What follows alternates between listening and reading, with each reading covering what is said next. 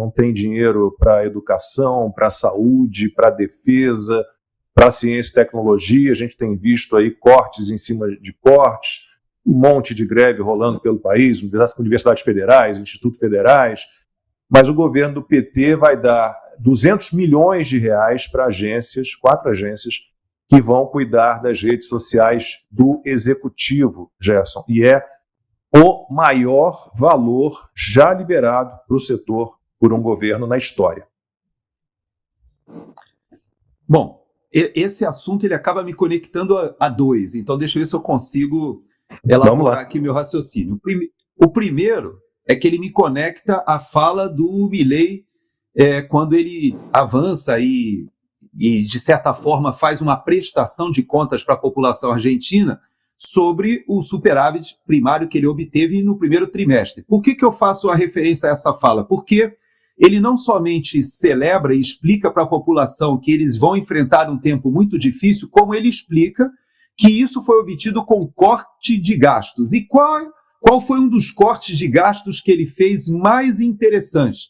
Foi exatamente na publicidade do governo. Os governos Kirchner e o próprio Fernandes, depois preposto da Cristina, eles gastavam milhões com publicidade, tentando convencer a população que a revolução ainda não tinha dado certo, mas um dia ia dar, que você podia confiar que o vamos dizer assim, o kirchnerismo, que seria uma continuação de toda aquela proposta do peronismo, ela não tinha dado certo, mas você podia confiar que eles iam chegar lá. A inflação estava disparando, a carestia, a população empobrecendo, mas as intenções eram muito boas. Agora, o Milei, ele de cara fala que isso é um absurdo você ter agências de publicidade tentando fazer propaganda do governo. Então, terminado esse primeiro raciocínio, eu vou para o segundo. Para mim, quando a gente teve a Lava Jato, na minha avaliação, a gente deveria ter feito uma estátua para um cara chamado Marcos Valério.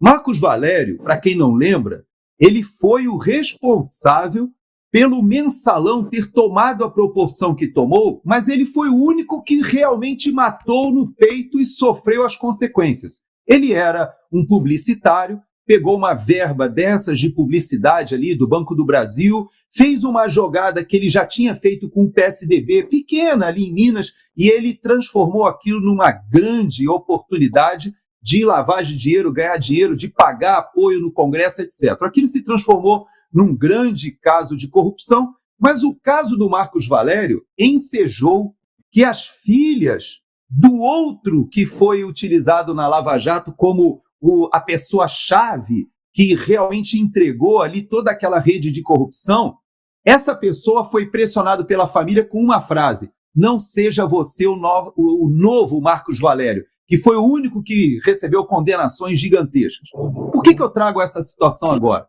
Porque o governo do PT, ele volta a praticar as mesmas oportunidades de corrupção que havia nos governos anteriores. Lembre que nos governos do PT, tradicionalmente, todas as verbas de publicidade eram centralizadas das estatais, Banco do Brasil, Caixa, Petrobras, para que a própria Casa Civil pudesse ter mais escala nesse tipo de conquista de apoio. Agora, a única má notícia que eu dou para o Lula é a seguinte: tudo bem, você pode botar milhões aí para essas empresas, inclusive são empresas ligadas e conectadas ali já ao próprio Partido dos Trabalhadores, mas eu quero dizer que será um esforço debalde, porque a simples iniciativa de tentar ir para as redes sociais, que nós já vimos que foi frustrada naquela tentativa de imitação, né, de uma conexão como fazia o ex-presidente Bolsonaro toda quinta-feira, isso foi de tal maneira frustrado que mostra